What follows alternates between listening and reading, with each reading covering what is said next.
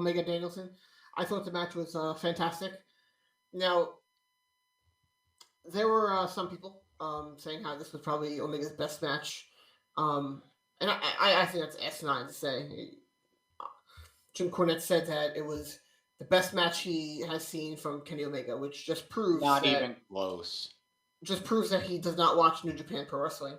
He's never watched it. I'm convinced that Jim Cornette thinks that New Japan is DDT.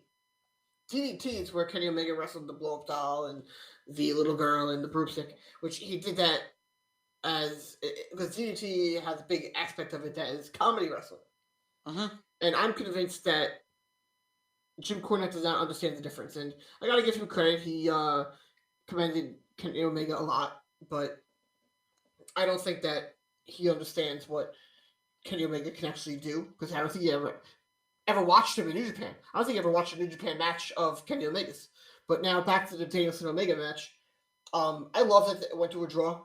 I thought that was great storytelling.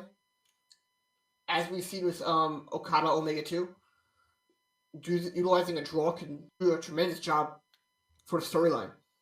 I think Danielson did a phenomenal job at selling and making Omega look strong.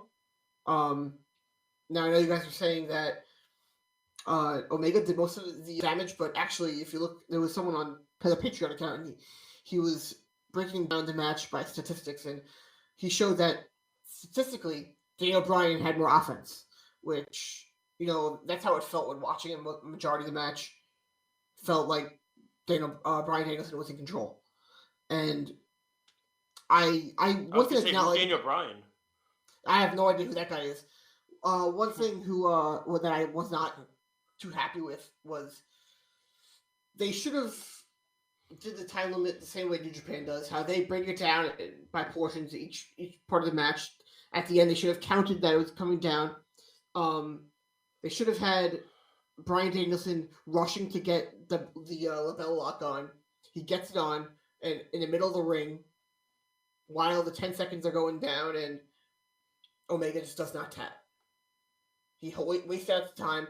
I think that would have been a better way to end it instead of him trying to get the lapel lock on, and he's struggling to get it on, and it just ended.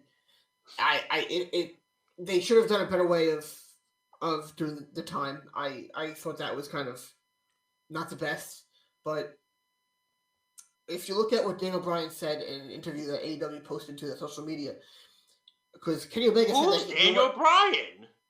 I'm just talking, okay? He said that Kenny Omega said that there was no rematch.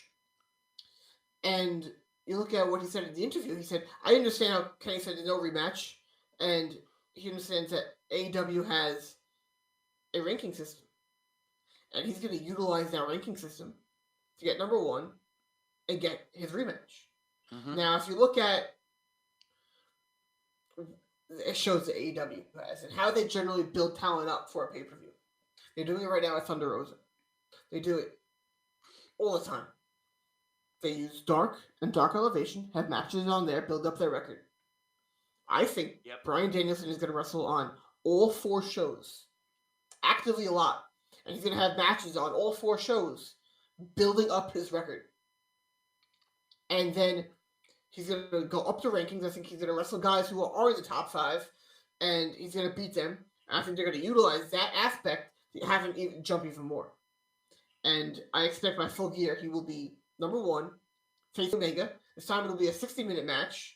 I don't think they'll do Iron Man. It'll be a 60-minute match for the AEW World title, because every title match is 60 minutes in AEW. Unless it's on Dynamite, it's a main event, it's TV time remaining. Yep. I think that is a great way to build it up and tell a great story.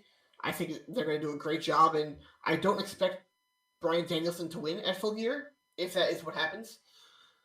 I expect Omega to still win, and Hangman to have to be in the finals of the title eliminator tournament that they did last year, and Omega won. And I think this year Hangman wins, and then he faces Omega.